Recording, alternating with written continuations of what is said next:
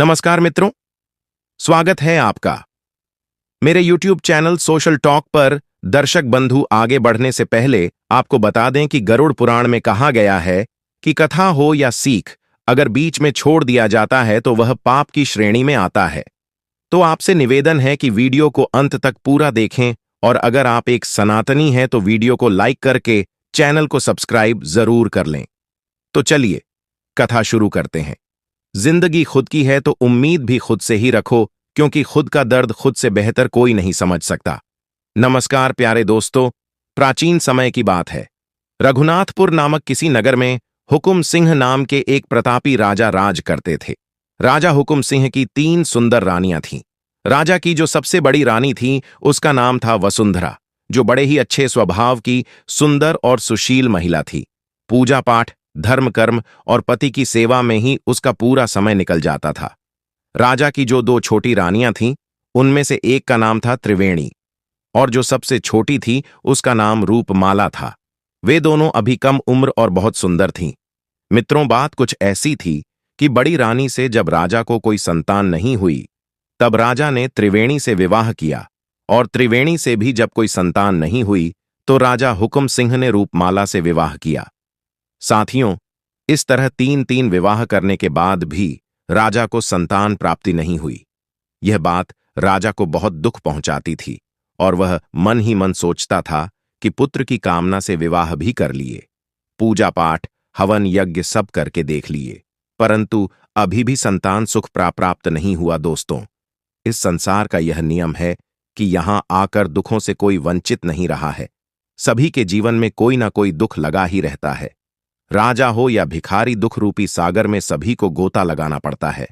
संतान ना होने के कारण सारे ऐशो आराम होते हुए भी राजा बहुत ज्यादा हताश और निराश रहता था। उसके मन में हमेशा यह चिंता बनी रहती थी कि हमारे बाद इस राज्य की देखभाल कौन करेगा, कौन इस विशाल राज्य को संभालेगा। राजा हुकुम सिंह अपनी बड़ी रानी वसुंधरा से बहुत ज्यादा प्रेम करते थे। रानी वसुंधरा तीनों रानियों में बुद्धि और संस्कारों में श्रेष्ठ थी। उसके अच्छे स्वभाव के कारण ही राजा उसे बहुत चाहते थे। राजा किसी भी कार्य को करने से पहले अपनी बड़ी रानी वसुंधरा से सलाह जरूर लेते थे, और बड़ी रानी भी अपने राजा को उसके हित की ही सलाह दिया करती थी। राजा जब गहरी चिंता में होते थे तो वह उन्हें साहस दिया करती थी, और यही सच्ची पतिव्रता स्त्री का धर्म है कि यदि पति किसी बात को लेकर गहरी चिंता में है तो उसे चिंता से मुक्त कर दें, उसे तनाव से बाहर निकाल लें, उसे हिम्मत और दिलासा दे। मित्रों, राजा साहब जब अपनी बड़ी रानी वसुंधरा को उसके अच्छे गुणों के कारण उसे अधिक सम्मान देते थे, तो यह देख देख कर उनकी दोनों छोटी रानियों को बहुत जलन होती थी, जबकि राजा हुकुम सिंह उन्हें भी बराबर का सम्मान देते थे। जब राजा अपनी छोटी रानियों के पास होते थे तो बड़ी रानी को कोई आपत्ति नहीं होती थी, लेकिन जब राजा हुकुम सिंह अपनी बड़ी रानी के पास चले जाते थे तो वे दोनों छोटी रानियां ईर्ष्या से जल उठती थीं। वह मन ही मन बड़ी रानी को बहुत कोसती रहती थी और ऐसी उल्टी सीधी हरकत करती रहती थी जिससे हुकुम सिंह की नजरों में रानी वसुंधरा गिर जाए। राजा की दोनों छोटी रानियां त्रिवेणी और रूपमाला राजा के सामने तो ऐसे पेश आती थीं जैसे वह बड़ी रानी वसुंधरा से कितना ज्यादा प्रेम करती है। वसुंधरा रोज सवेरे स्नान ध्यान करके और भगवान शिव की आराधना करती थी, और हर दिन नगर के कुछ जरूरतमंद लोगों की सहायता करती थी। भूखे प्यासे लाचार लोगों को भोजन कराती थी। उसके बाद स्वयं अन्न जल ग्रहण करती थी। साथियों, इधर राजा की जो छोटी रानियां थीं वह पूरे दिन सजने संवरने में ही लगी रहती थीं। न किसी घर आए अतिथि को भोजन पानी कराती थीं और न किसी अन्य बात का ध्यान रखती थी। उनका तो अधिकतर ध्यान राजा साहब को रिझाने में ही लगा रहता था। उधर बड़ी रानी वसुंधरा प्रतिदिन भगवान भोलेनाथ की पूजा पाठ और दीन दुखियों की सेवा करती रही, तो रानी वसुंधरा की सेवा से प्रसन्न होकर भगवान शिव ने उसे पुत्रवती होने का वरदान दे दिया। शिव शंभू की कृपा से जब रानी वसुंधरा को गर्भ ठहर गया और यह खबर जब राजा को मिलती है तो वह खुशी से फूला नहीं समा आता है। उसने पूरे नगर के दीनहीन लोगों को बुलाकर खूब दान धर्म किया। इधर जब छोटी रानियों ने सुना कि बड़ी रानी वसुंधरा ने गर्भ धारण कर लिया है तो उनके कलेजे पर सांप लौट गया। वे सोचने लगी, वैसे भी राजा साहब उससे ज्यादा प्रेम करते हैं। यदि उसने किसी पुत्र को जन्म दे दिया तो फिर उनका प्रेम बड़ी रानी की तरफ और अधिक बढ़ जाएगा। फिर तो हम दोनों उनकी नजरों में सिर्फ एक दासी बनकर रह जाएंगे। फिर हमारी इस राज्य महल में कोई इज्जत नहीं करेगा। वे दोनों आपस में विचार करने लगी, कहने लगी, बहन, अनर्थ हो गया। हमारी किस्मत तो फूटी निकली। बड़ी रानी वसुंधरा बाजी मार ले गई और हमें कंगाल कर गई। वह तो महारानी बनकर पूरे जीवन आनंद से रहेगी और हम दोनों दासी बनकर उसकी सेवा करेंगे। फिर तो हमारी हालत एक नौकरानी से भी बदतर हो जाएगी। यही सोच सोचकर वह दोनों छोटी रानियां मरी जा रही थीं। उन्हें कुछ समझ नहीं आ रहा था कि अब वे क्या करें जिससे बड़ी रानी राजा से दूर हो जाए और उनकी इज्जत बनी रहे। बहुत देर तक सोच विचार करने के बाद छोटी रानी रूपमाला कहने लगी, बहन, हमें कुछ न कुछ तो करना ही चाहिए। अगर आज हम हाथ पर हाथ रखे बैठे रहे तो हमारा जीवन तो नर्क बनकर रह जाएगा। राजा साहब तो पहले से ही बड़ी रानी को बहुत चाहते हैं। वसुंधरा की तो किस्मत चमक गई और हमारा भाग्य फूट गया। मित्रों, इस प्रकार वह दोनों रानियां ईर्ष्या की जलन से मरी जा रही थीं। रूपमाला बोली, बहन, इससे पहले कि महाराज मुझसे अपना मोह भंग करें, मैं अभी से अपने मायके चली जाती हूं।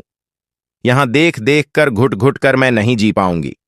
तब त्रिवेणी कहने लगी, बहन, मायके जाना कोई समस्या का समाधान नहीं है। जरा विचार करो, तुम अपने मायके में कितने दिन रह पाओगी? आखिर एक ना एक दिन तो फिर से यहीं आना है, इसी राज्य महल में। इसीलिए मेरी बात समझो, यहीं रहकर हमें कोई उपाय निकालना चाहिए जिससे राजा का प्रेम हमसे कम ना हो। तब रूपमाला बोली, बहन, तू ही कोई तरकीब सोच।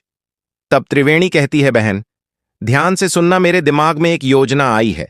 अगर यह योजना काम कर गई तो हमारी समस्या का समाधान हमेशा हमेशा के लिए हो जाएगा और हम सदैव महाराज की नजरों में उनकी प्रिय महारानी बनकर रहेंगे। तब रूपमाला पूछती है, बहन, हमें भी बताओ, वह कौन सी योजना है?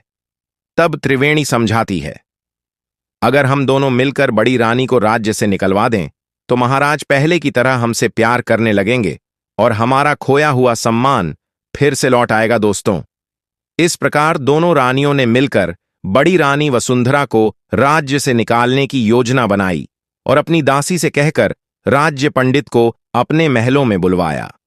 राज्य पंडित जब उनके महल में आए तो उन दोनों रानियों ने राज्य पंडित का बड़ा सम्मान किया। उनके भोजन के लिए तरह तरह के स्वादिष्ट व्यंजन बनवाए। उन स्वादिष्ट व्यंजनों को देखकर राज्य पंडित एकदम प्रसन्न हो उठते हैं। पंडित जी बड़े सहमते हुए पूछते हैं, हे रानी, क्या यह सारा भोजन हमारे लिए बनवाया है? दोनों रानियों ने कहा, हां पंडित महाराज, यह भोजन आपके लिए ही बनवाया है। आप निश्चिंत होकर भोजन करिए।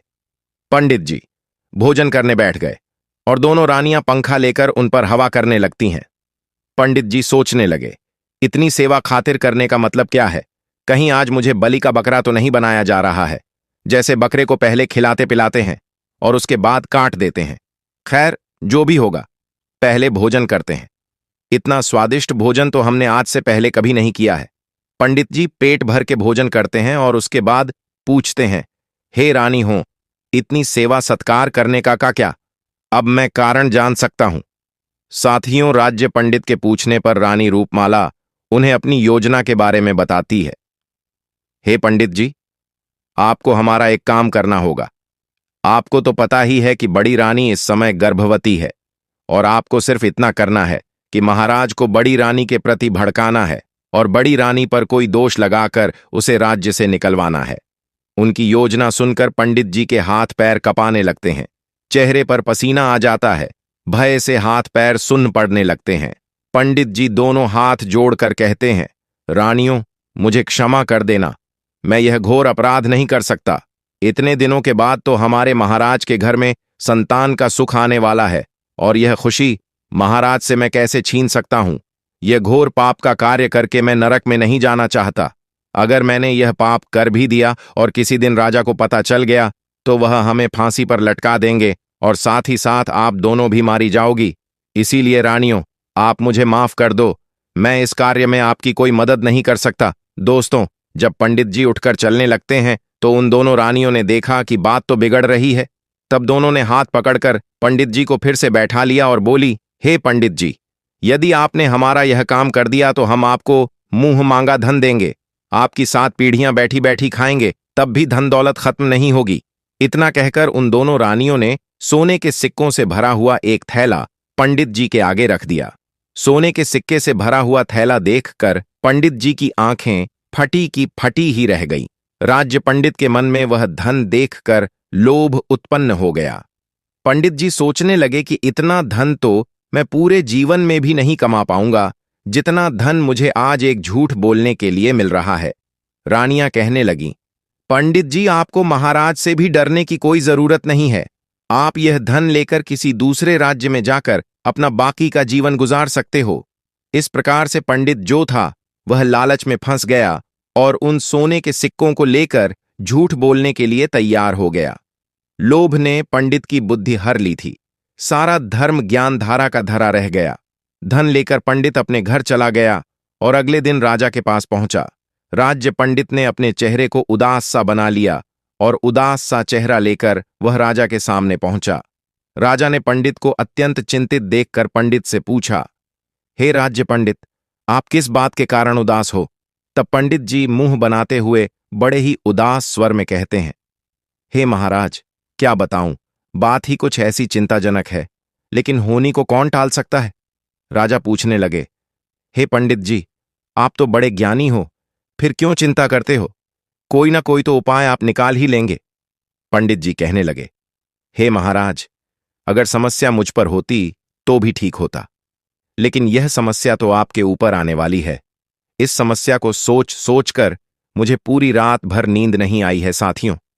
राजा ने जब सुना कि समस्या मेरी है तो राजा बड़ा हैरान हुआ और ऊंचे स्वर में एकदम राज्य पंडित से पूछने लगा, ऐसी क्या समस्या है जो आपको इतनी चिंतित कर रही है? कृपया मुझे जल्दी से जल्दी बताइए। तब पंडित जी कहने लगे, हे राजन, मैंने अपने ज्योतिष ज्ञान से पता लगाया है कि आने वाले समय में आपके ऊपर और आपके राज्य के ऊपर बहुत बड़ी विपत्ति आने वाली है। काल का समय आने वाला है। विपत्ति की बात सुनकर राजा ने पूछा, क्या कह रहे हो? क्या कोई हमारा शत्रु हमारे ऊपर आक्रमण करने की सोच रहा है? राज्य पंडित कहने लगा, नहीं महाराज, ऐसा नहीं। राजा हुकुम सिंह कहने लगा, अरे फिर कौन सी बात है? तब राज्य पंडित कहता है, हे महाराज, मैं आपकी होने वाली संतान को लेकर बड़ा चिंतित हूं। आपके ऊपर आने वाली विपत्ति आपके किसी शत्रु से नहीं, आपकी होने वाली संतान से प्राप्त होगी। हे महाराज, आपकी बड़ी रानी वसुंधरा की कोख में जो पुत्र पल रहा है, वही पुत्र आपकी विपत्ति का कारण है।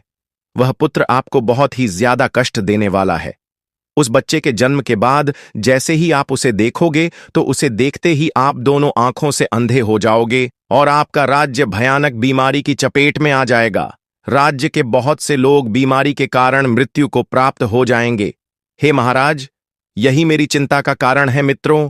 राज्य पंडित की बात सुनकर राजा ने लंबी सांस ली और बोला, हे राज्य पंडित, मैं अंधा होकर जीना नहीं चाहता हूं। कृपया इस विपत्ति से बचने का कोई उपाय बताइए, और हम यह भी नहीं चाहते हैं कि हम संतान के सुख से वंचित रहे। क्या आपके पास कोई ऐसा उपाय है जिससे यह दोनों बातें हो सकें? तब राज्य पंडित ने जवाब दिया, उपाय तो है महाराज, परंतु आप उस उपाय को कर नहीं पाएंगे, क्योंकि वह उपाय बड़ा कठिन है। राजा ने कहा, पंडित जी, आप बस उपाय बताइए, करना और ना करना तो मेरे हाथ में है। तब राज्य पंडित रानी वसुंधरा को राज्य से बाहर निकालने के लिए झूठा उपाय बताता है, महाराज, यदि आप भलाई चाहते हैं तो अपनी बड़ी रानी वसुंधरा का इसी अवस्था में त्याग कर दीजिए। यदि आप अपनी बड़ी रानी को त्याग देते हैं तभी आप इस संकट से खुद को और अपने राज्य को बचा सकते हैं। इसलिए रानी को इसी समय राज्य से निकाल दीजिए। इससे आपके ऊपर आने वाली विपत्ति भी टल जाएगी और रानी जहां भी रहेगी वह सकुशल बच्चे को जन्म भी दे देगी। दोस्तों, राजा जो था वह अपने राज्य पंडित के ऊपर बहुत विश्वास करता था। उसने सोचा पंडित जी जो कह रहे हैं वही ठीक है। उसने एक बार भी राज्य पंडित पर संदेह नहीं किया कि पंडित जो कह रहा है वह उसकी दुष्ट रानियों की चाल है। राज्य पंडित की बात को राजा हुकुम सिंह ने बहुत गंभीरता से लिया और अपनी रानी वसुंधरा को त्यागने का निश्चय कर लिया। एक दिन राजा हुकुम सिंह ने अपनी रानी वसुंधरा से कहा, हे प्रिय, कहते हैं जब बच्चा मां के पेट में हो तो मां को अधिक से अधिक तीर्थों के दर्शन करने चाहिए, अधिक से अधिक भगवान का ध्यान भजन करना चाहिए। राजा आगे कहता है, चलिए हम कुछ दिनों के लिए तीर्थ स्थलों पर घूमकर आते हैं। साथियों, वह भोली भाली रानी राजा की चाल को नहीं समझ पाई कि वह तीर्थों की कहकर उसे राज्य से बाहर छोड़ने जा रहा है। एक बार तो रानी ने राजा से कहा, महाराज, इस समय मेरा 8वां महीना चल रहा है, इस हालत में आप मुझे कहां ले जाओगे? मैं महल में ही ठीक हूं। लेकिन राजा नहीं माना। वह तो राज्य पंडित की बातों से पूरी तरह अंधा हो गया था। रानी ने कहा, चलो, जब मेरे पतिदेव मेरे साथ हैं तो मुझे किस बात की चिंता है। इस तरह रानी वसुंधरा राजा के साथ जाने लगी। अगले दिन राजा और रानी अपने रथ में बैठकर महल से निकलते हैं और कई राज्यों तक तो राजा रानी को रथ में बैठा कर ले गया। जब घना जंगल लाया तो राजा रानी को पैदल ले जाने लगा। उस घने जंगल में राजा हुकुम सिंह जब पहुंचा तो चलते चलते रानी ने राजा से कहा, हे महाराज, इतनी देर से चलते चलते मैं थक चुकी हूं। यहीं किसी वृक्ष के नीचे बैठकर विश्राम करना चाहती हूं, क्योंकि इस अवस्था में मुझसे ज्यादा नहीं चला जाता। राजा ने कहा, ठीक है प्रिय, तुम आराम करो, हम तुम्हारे पास में ही बैठ जाते हैं। इस प्रकार रानी वसुंधरा अपने पति के पास एक वृक्ष के नीचे बैठकर आराम करने लगती है। रानी पहले से हारी थकी तो थी ही, इसीलिए उसे जल्दी ही गहरी नींद आ गई। रानी गहरी नींद में निश्चिंत होकर सो जाती है। उसे क्या पता था कि राजा के मन में आखिर क्या चल रहा है। इधर राजा हुकुम सिंह ने एक कागज पर कुछ लिखा और रानी के पास रखकर वहां से चला आया। कुछ समय बाद रानी जब नींद से जागी तो रानी ने अपने पास अपने पति को नहीं पाया। वह एकदम से डर के मारे घबरा गई। उसने अपने पास रखे एक कागज को पढ़ा तो पढ़ते ही उसके आंसू निकल आए।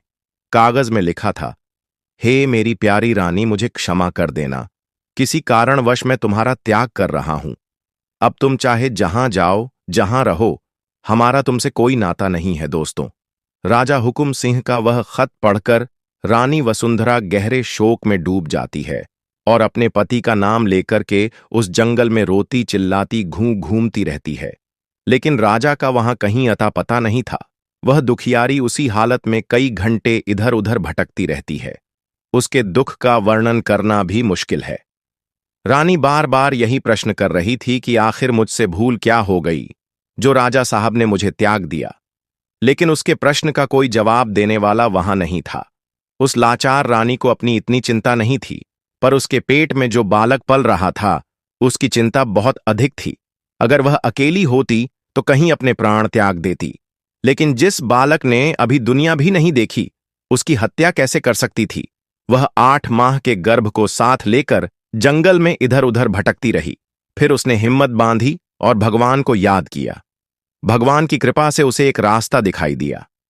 अब वह उस रास्ते पर धीरे धीरे आगे बढ़ने लगी। पूरे दिन भूखी प्यासी रानी उसी रास्ते पर चलती रही। चलते चलते वह एक साधु के आश्रम पर पहुंच जाती है। आश्रम के साधु ने देखा कि एक महिला जो गर्भवती है वह अकेली भटकती हुई उसके पास आई है। साधु जी को बड़ा आश्चर्य हुआ कि इस दुखियारी को भला इस जंगल में किसने अकेला छोड़ दिया। साधु जी ने उस दुखियारी को पानी पिलाया, उसे बैठने के लिए आसन दिया। उसके बाद उससे उसके अकेले भटकने का कारण पूछा। साधु के पूछने पर रानी वसुंधरा ने रोते रोते सारी बात बता दी। रानी की दुख भरी कहानी सुनकर साधु जी को उस पर तरस आया और कहने लगे, पुत्री, तुम चिंता मत करो, तुम सही जगह पर आ गई हो। यहां तुम्हें कोई तकलीफ नहीं होगी। जब तक मर्जी हो तब तक तुम इस आश्रम पर आराम से रहो। आज से और इस समय से अब मैं ही तुम्हारा पिता हूं और तुम मेरी पुत्री हो। मैं तुम्हारा दुख सुख में ख्याल रखूंगा। साधु महाराज की बात सुनकर वसुंधरा को कुछ तसल्ली मिली और वह गर्भावस्था में उन्हीं साधु जी की कुटिया पर रहने लगी। धीरे धीरे समय बीतता गया और रानी के प्रसव का समय निकट आ गया। रानी ने उन्हीं साधु जी के आश्रम पर अपने बच्चे को जन्म दिया। रानी के गर्भ से एक पुत्र ने जन्म लिया। साधु जी ने उस बालक का नाम श्रीधर रख दिया। मित्रों, बालक श्रीधर अपनी मां और साधु जी की देख रेख में बड़ा होने लगा। उसकी शिक्षा भी उसी आश्रम पर ही हुई थी। साधु जी ने ही उस बालक को पढ़ाया लिखाया और उसे योग्य बनाया। श्रीधर के साथ के जो बच्चे थे वह उसे बिना मां बाप का अनाथ कहकर चढ़ाया करते थे। बालक श्रीधर अपना पिता उन्हीं साधु जी को मानता था, क्योंकि बचपन से लेकर अब तक उन्हीं साधु जी ने उसका पालन पोषण किया था। धीरे धीरे श्रीधर 16 वर्ष का हो गया। वह बालक अब किशोर बन गया था। जब वह समझदार हुआ तो उसे पता चला कि साधु जी तो उसकी मां को बेटी कहकर बुलाते हैं। तो उसने सोचा, महात्मा जी तो मेरी मां के पिता हैं, तो मेरा पिता कौन है? यही सवाल उसने अपनी मां से आकर किया। हे मां, आखिर मेरा वास्तविक पिता कौन है? मुझे सच सच बताओ, ताकि मैं अपने मित्रों को जवाब दे सकूं। जब भी पुत्र श्रीधर अपनी मां से अपने पिता के बारे में पूछता था, तो वह बात को टाल दिया करती थी। वह बेटा कभी इस बात को जान नहीं पाया कि आखिर उसका पिता कौन है, वह कहां रहता है और क्या करता है, उसकी मां उसके पिता से दूर क्यों रहती है। ये सारे प्रश्न अभी तक उसके लिए अनसुलझे थे। समय का पहिया चलता रहा। वह दोनों जन महात्मा जी के आश्रम पर रहते थे। एक दिन उन साधु जी का अंतिम समय निकट आ गया। तब साधु जी ने वसुंधरा और उसके पुत्र श्रीधर को अपने पास बुलाया और कहा, पुत्री, अब मेरा समय आ गया है। जाने से पहले मैं तुम्हें 2 चीजें देना चाहता हूं। वह दोनों चीजें तुम्हारे जीवन में बहुत काम आएंगी। साथियों, इतना कहकर साधु जी ने अपनी चारपाई के नीचे से 2 चीजें निकाली। उनमें से एक तो चमत्कारी तीर था और दूसरी एक चमत्कारी झोली थी। उन्होंने दोनों चीजें रानी वसुंधरा को सौंपते हुए कहा, इसमें रखा हुआ धन कभी समाप्त नहीं होता है। एक बार में इससे जितना धन मांगोगे, यह झोली उतना ही धन आपको दे देगी। और इस तीर की विशेषता यह है कि यह तीर जिसके ऊपर छोड़ दिया जाएगा, यह अपने लक्ष्य को भेद कर ही वापस लौटेगा, चाहे चाहे इसके सामने कितना भी शक्तिशाली शत्रु क्यों ना हो। इतना कहकर साधु जी ने अपना शरीर त्याग दिया। साधु जी के जाने के बाद वे दोनों मां बेटे आश्रम पर अकेले रह गए। उन्होंने महात्मा जी का अंतिम संस्कार किया और कुछ दिन तक आश्रम पर रहे। वहां उन्हें बिल्कुल अकेला सा लगता था। कुछ दिनों बाद उन दोनों मां बेटे ने उस आश्रम को छोड़ दिया। अब उनके पास साधु जी के द्वारा दी गई वही झोली और वह तीर था। वह उस झोली से जितना धन चाहते थे उतना धन मांग लेते थे। दोस्तों, एक दिन रानी वसुंधरा अपने पुत्र को लेकर अपने नगर को लौट आई, जहां उसके पति का राज्य था। उसने नगर में ही एक छोटा सा घर बनाया और बेटे के साथ वहां चुपचाप रहने लगी। अपने ही नगर में बेटे के साथ रहते हुए उसे 5 वर्ष बीत गए। रानी ने कभी अपने राजमहल में जाने का प्रयास नहीं किया और ना ही अपने बेटे को बताया कि यहाँ के जो राजा हैं वह उसके पिता हैं। उधर महल में राजा की दूसरी रानी त्रिवेणी ने महाराज हुकुम सिंह को अपने प्रेम जाल में ऐसा फंसाया कि वह पूरी तरह उसके काबू में आ गया। अब राजा सिर्फ उसी रानी का होकर रह गया। उसकी जो छोटी रानी रूपमाला थी, वह अपने महाराज से मिलने के लिए तरसती रहती थी। त्रिवेणी राजा को कभी मौका नहीं देती थी कि वह अपनी छोटी रानी के पास जा सके। राजा भी त्रिवेणी के प्रेम के वशीभूत होकर वह जैसा कहती थी वैसा ही करता था। वह एक प्रकार से त्रिवेणी का गुलाम बन गया था। वह अपने दरबार में भी बहुत कम जाता था। उसका राजकाज उसके मंत्री ही संभालते थे। वह पूरे दिन त्रिवेणी के कक्ष में पड़ा रहता था। राजा का यह बदला बदला व्यवहार देखकर छोटी रानी रूपमाला मन ही मन जलती रहती थी। एक प्रकार से राजा ने उसे बिल्कुल भुला दिया था। राजा द्वारा अनदेखी करने पर छोटी रानी रूपमाला बहुत दुखी हो गई। वह समझ गई थी कि राजा जानबूझकर उससे दूर हो रहे हैं। धीरे धीरे समय गुजरता गया। रूपमाला ने भी अब राजा की परवाह करना छोड़ दिया। उसने अपने ही मंत्री से प्रेम संबंध बना लिया। चोरी चुपके वह मंत्री से मिलती रहती थी और उसके प्रेम में पड़कर राजमहल की ओर राजा की गुप्त बातें उसे बताती रहती थी। मंत्री बड़ा ही धूर्त और दुष्ट किस्म का व्यक्ति था। ऊपर से रानी भी उसका पूरा सहयोग कर रही थी। तो मंत्री ने उस राज्य को ही छीनने का निश्चय कर लिया। उसने पड़ोसी देश के राजा से बातचीत करके अपने ही राज्य पर हमला करवाने की योजना बनाई। उसने पड़ोसी देश के राजा को समझाया कि आप अपनी पूरी सेना लेकर हमारे राज्य पर हमला कर दें और समय आने पर मैं अपनी सेना से आपकी सेना के सामने हथियार डलवा दूंगा। जब राजा पूरी तरह से हमारे कब्जे में हो जाएगा तो हम उसका आधा आधा राज्य बांट लेंगे। पड़ोसी देश का राजा भी मंत्री की इस बात के लिए राजी हो गया। मित्रों, एक दिन मौका पाकर पड़ोसी देश के राजा ने अपनी सेना ले जाकर राजा हुकुम सिंह के राज्य पर आक्रमण कर दिया। राजा हुकुम सिंह उस समय अपनी रानी त्रिवेणी के कक्ष में था। राजा के अंगरक्षक ने राजा हुकुम सिंह को यह खबर दी कि महाराज पड़ोसी देश ने हम पर हमला कर दिया है। उन्होंने चारों ओर से हमारे राज्य को घेर लिया है। हमारे राज्य के नगरवासी डर के मार अपनी जान बचाकर भाग रहे हैं। यह खबर सुनकर राजा हुकुम सिंह तुरंत युद्ध की तैयारी करने लगा और सेना को लेकर शत्रु सेना से युद्ध करने लगा। कुछ देर तक तो युद्ध चलता रहा, लेकिन उसे कहां मालूम था कि यह युद्ध उसके मंत्री की वजह से हो रहा है।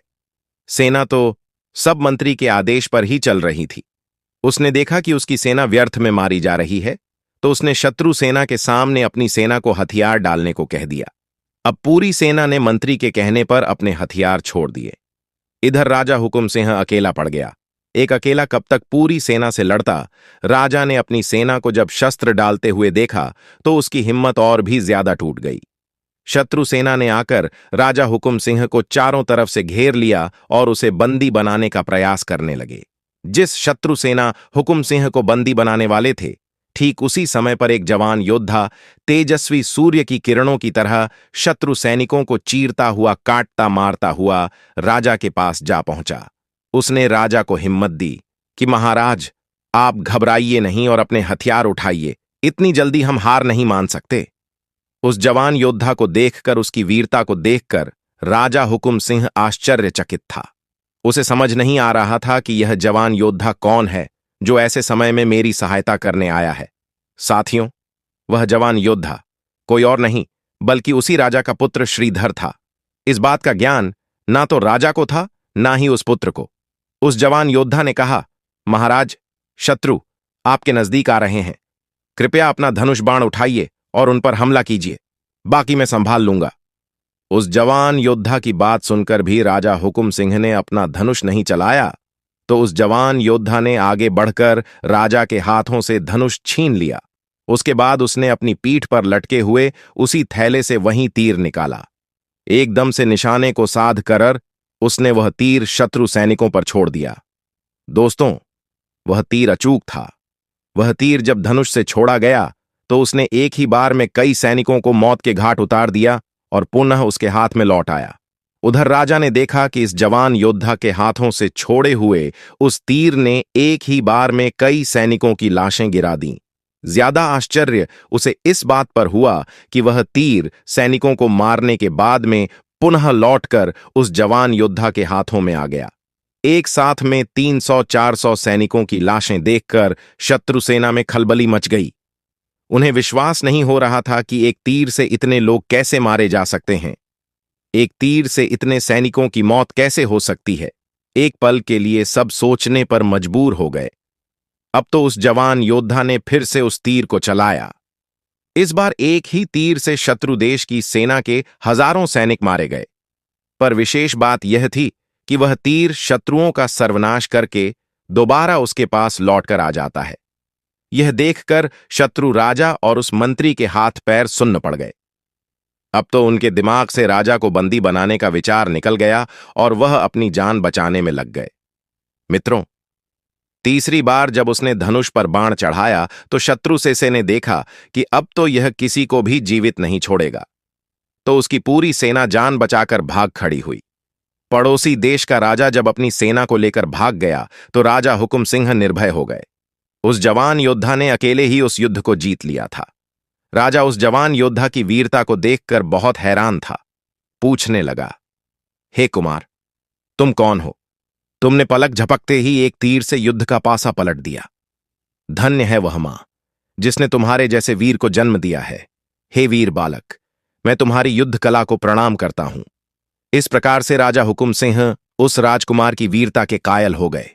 कहने लगे, हे वीर युवक, यदि तुम सही समय पर नहीं पहुंचते तो दुश्मन मुझे बंदी बनाकर ले जाते और वह मेरी हत्या कर देते। तुमने मेरे प्राणों के साथ साथ इस राज्य की रक्षा की है। हम तुम्हारा यह एहसान कभी नहीं भूलेंगे। राजा हुकुम सिंह बार बार उस वीर युवक की प्रशंसा कर रहे थे। राजा बोला, हे पुत्र, मैं चाहता हूं कि तुम मेरे साथ मेरे राज्य महल में चलो। इस प्रकार से राजा उस जवान योद्धा को अपने महल में बुलाकर ले जाता है और उसका खूब सम्मान करता है, बड़ा स्वादिष्ट भोजन कराता है। इसके बाद राजा ने पूछा, हे वीर बालक, तुम्हारे माता पिता कौन हैं और वे कहाँ रहते हैं? तब उस जवान योद्धा ने बताया, महाराज, मेरा नाम श्रीधर है और मैं अपने पिता को तो नहीं जानता, पर मैं अपनी मां के साथ आपके ही नगर में रहता हूं। मेरी मां का नाम वसुंधरा है। उस जवान योद्धा की बात सुनकर राजा को कुछ आश्चर्य हुआ। राजा पूछने लगा, बेटे, तुम अपने पिता को क्यों नहीं जानते हो? तो उस युवक ने जवाब दिया, महाराज, मैंने अपने पिता को कभी देखा ही नहीं है। मैंने कई बार अपनी मां से पूछा कि मेरा पिता कौन है, लेकिन मेरी मां ने कभी यह बात नहीं बताई। वह मुझे हमेशा इधर उधर की बातें सुनाकर टाल दिया करती थी। साथियों, रानी वसुंधरा का नाम सुनकर राजा के हाथ पैर कांपने लगे। उसे अपनी रानी की याद आने लगी। अब तो राजा मन में सोचने लगा, कहीं यह राजकुमार मेरी बड़ी रानी वसुंधरा का बेटा तो नहीं है, जिसे मैं गर्भावस्था के दौरान राज्य पंडित के कहने पर जंगल में छोड़ आया था, और यह जवान योद्धा कहीं मेरा बेटा तो नहीं है। फिर राजा ने सोचा, नहीं नहीं, यह मेरा बेटा नहीं हो सकता। अगर मेरा बेटा होता तो मैं अब तक इसे देखकर अंधा हो गया होता, जैसा कि पंडित जी ने बताया था। लेकिन आज यह मेरे बेटे से कम नहीं है, क्योंकि इसने मेरी जान बचाई है और इस राज्य की रक्षा की है। तब राजा कहता है, हे पुत्र, क्या तुम मुझे अपनी माता के दर्शन करवा सकते हो, ताकि हम उनसे मिलकर तुम्हारे जैसे वीर युवक को जन्म देने की उन्हें बधाई दे सकें? राजा की बात सुनकर उस जवान योद्धा ने कहा, क्यों नहीं महाराज, अवश्य मैं आपको अपनी माता के दर्शन कराऊंगा। आप चलिए मेरे साथ। इस प्रकार राजा हुकुम सिंह एक साधारण नागरिक की तरह श्रीधर की मां वसुंधरा से मिलने जाता है। जब रानी वसुंधरा के घर पहुंचा तो उसने देखा कि वह लड़का जिस स्त्री की बात कर रहा था वह तो उनकी ही बड़ी रानी वसुंधरा है। वसुंधरा को देखकर राजा के मुंह से कायक निकल पड़ा। अरे वसुंधरा, तुम इस जवान योद्धा की मां हो दोस्तों। इधर वसुंधरा जब अपने राजा को देखती है तो उसकी आंखों से आंसुओं की धार बहने लगती है। वसुंधरा ने आगे बढ़कर के अपने पति के पैर छुए और बोली, महाराज, आपने ठीक पहचाना, मैं ही आपकी रानी वसुंधरा हूं, जिसे आप मरने के लिए एक जंगल में छोड़ आए थे। राजा ने पूछा, हे रानी, यह जवान योद्धा कौन है? तो रानी ने बताया, महाराज, यह अभागा आपका पुत्र है, जिसे आज तक यही नहीं पता था कि उसका पिता कौन है। जब श्रीधर ने अपने माता पिता की बातों को सुना तो फिर उसे समझते देर नहीं लगी कि यही राजा हुकुम सिंह मेरे पिता हैं। आगे बढ़कर के उसने भी अपने पिता का आशीर्वाद लिया। राजा ने उसे अपने सीने से लगा लिया और बार बार अपनी रानी और पुत्र से क्षमा मांगने लगा। राजा ने निवेदन किया, हे प्रिय, अब तुम मेरे साथ राजमहल में चलो, वहीं तुम्हारा घर है। रानी ने कहा, महाराज, मैं आपके साथ तभी चलूंगी जब आप मुझे यह बता दोगे कि मुझे आपने उस घने जंगल में क्यों छोड़ दिया था और किसके कहने पर आपने मेरा त्याग किया। तब राजा ने अपनी रानी वसुंधरा को सारी कहानी कह सुनाई और कहा, हे रानी, मुझसे राज्य पंडित ने यह कहा था कि हमारे पुत्र का जन्म होने पर उसे देखते ही मैं अंधा हो जाऊंगा और राज्य पर भयंकर विपत्ति आन पड़ेगी। इसी डर से मैंने तुम्हारा त्याग कर दिया था। तब रानी बोली, महाराज, अगर राज्य पंडित की बात सत्य होती तो आप अब तक अंधे हो चुके होते, क्योंकि आपने युद्ध क्षेत्र में ही मेरे पुत्र को देख लिया है। लेकिन आप एकदम सही सलामत हैं। मुझे लगता है कि राज्य पंडित ने आपको धोखा दिया था। मित्रों, राजा ने राज्य पंडित को अपने पास बुलाया। जब उससे पूछा तो पहले तो वह इधर उधर की बातें करने लगा।